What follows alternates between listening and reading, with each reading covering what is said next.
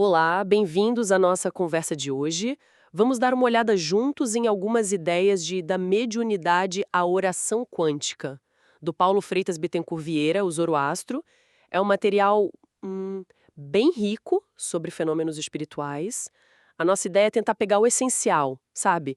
Entender como ele vê a mediunidade, desde as raízes mais antigas até, as formas modernas e umas ligações bem inesperadas que o autor faz com a ciência. Queremos clareza, pegar as ideias-chave. Ok, vamos lá desembrulhar isto. É um campo vastíssimo. As fontes que ele usa vão buscar coisas lá atrás, Egito, Grécia, né? E chegam até figuras mais recentes, como Allan Kardec e Chico Xavier, que ele cita como importantes nesse contexto moderno que ele explora.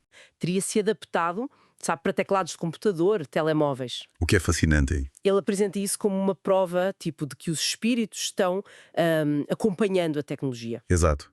Sugere uma adaptação constante, né? Não é só mudar a ferramenta, mas, segundo ele, é a própria comunicação espiritual se encaixando na nossa era digital.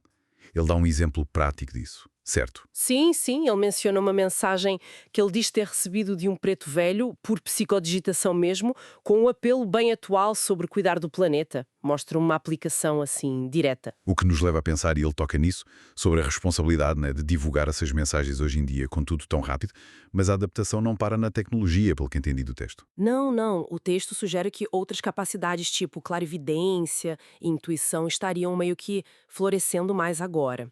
E aqui a coisa fica realmente interessante. Como assim? Bem, a clarividência ele descreve como a capacidade de ver além do normal, né? Dos sentidos. Ele até conta uma experiência dele, uma visão que o fez avisar um amigo, Joaquim, sobre um voo. E o voo acabou sendo adiado.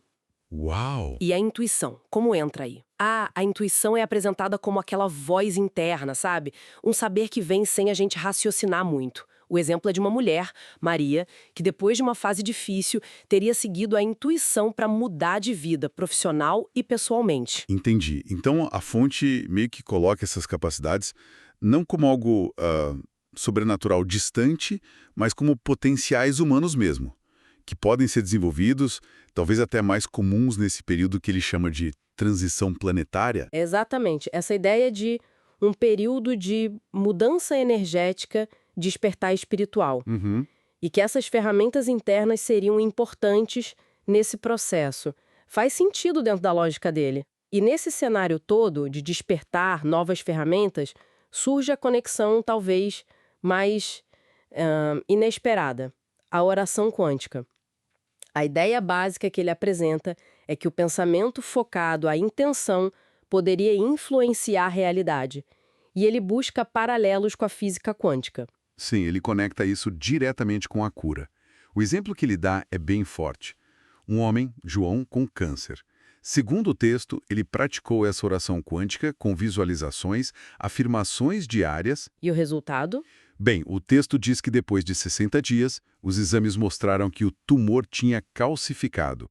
O autor interpreta isso como um sinal de cura, né? Ligando a prática da oração ao resultado físico. É uma afirmação e tanto.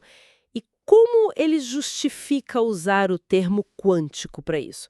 É só uma metáfora ou ele vai além? Olha, pelo que entendi, ele sugere uma analogia. Assim como na física quântica se fala da influência do observador na matéria subatômica, a oração focada poderia, na visão dele, direcionar energia ou vibração para um resultado, como a cura. É a interpretação dele, tentando unir espiritualidade e uma linguagem que soa científica. Entendido.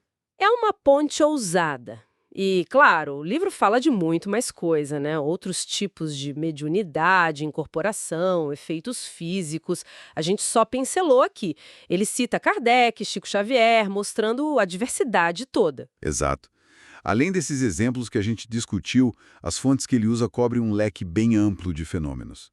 Mostra a riqueza e a história disso tudo, que figuras como Kardec ajudaram a mapear, como já dissemos. Então, resumindo nossa conversa, a gente viu a mediunidade se adaptando à tecnologia, né, com a psicodigitação, vimos o foco no desenvolvimento da intuição, da clarividência, e essa conexão que ele faz entre oração focada, cura e conceitos quânticos. Acho que a linha mestra que emerge das fontes é essa interação constante e que se adapta entre o mundo material e o espiritual ou o que percebemos como tal.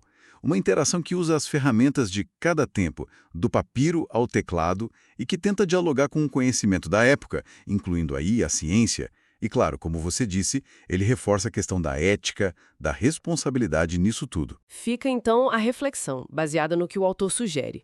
Se estivermos mesmo numa transição planetária, caminhando para uma nova era, e se capacidades como intuição e talvez até telepatia estiverem se expandindo junto com a tecnologia e novas abordagens como essa oração quântica, que outras potencialidades dessa conexão mente-espírito-realidade a gente ainda nem imagina que podem surgir? Fica aí para a gente pensar.